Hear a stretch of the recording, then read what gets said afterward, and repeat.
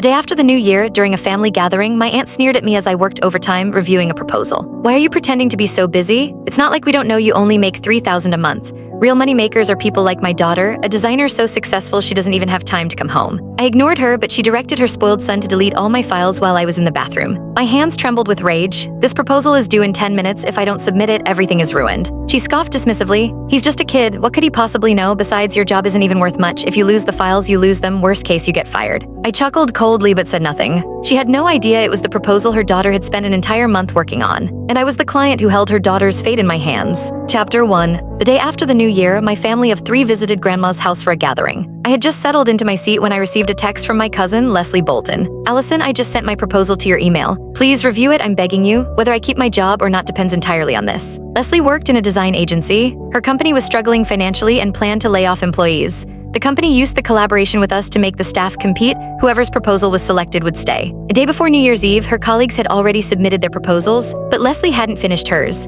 Determined to outshine everyone with a perfect design, she had worked nonstop for over a month, surviving on just 2 hours of sleep per night. However, one of my business partners had already found a proposal he liked and saw no need for further discussion. It was only after my repeated pleas that he reluctantly agreed to give Leslie a chance. Still, he made it clear that meeting deadlines was also a test of competence. To be fair to the other entries, the proposal had to be submitted by 8 p.m. sharp. There were no exceptions. I had reminded Leslie multiple times to send her proposal in as soon as possible, yet after waiting the entire day, she had only just sent it. It was already 7:45 p.m. In our work group chat, my 2 other partners were growing impatient. One of them even grumbled that if it weren't for me, they wouldn't have wasted their holidays working overtime. I quickly forwarded Leslie's proposal to the group. At the very least, I had done my part for her. Just as I thought everything was finally under control, a red exclamation mark popped up on my screen. There was no internet connection, the file had failed to send. I looked up and saw Aunt Mary's 10-year-old son, Ben, holding the unplugged internet cable, making faces at me. Suppressing my frustration, I said to him, "Stop messing around, Ben, plug it back in." Just then Aunt Mary's voice rang out sharp and indignant. "Why are you yelling at a child, Allison?" The entire family turned to stare at me. I was baffled and laughed helplessly. "I wasn't yelling, I just asked him to reconnect the cable," I explained. Aunt Mary dusted off the nutshells from her palm and eyed me with disdain. "Working overtime during holiday, just how busy are you? Even your uncle who runs a whole supermarket isn't this busy. Who are you trying to impress?" I checked the time, only 12 minutes left. I couldn't afford to argue, so I decided to send the file from my phone instead. But before I could, Aunt Mary snatched my phone away. "I'm talking to you and you're staring at your phone? I can't stand you young people. It's the new year and instead of talking to family, you pretend to be busy on your phone just to avoid us. So pretentious, do you really think you're some big shot? You're just another underpaid office drone making $3,000 a month." Chapter 2. Then Aunt Mary shut off my phone in front of everyone.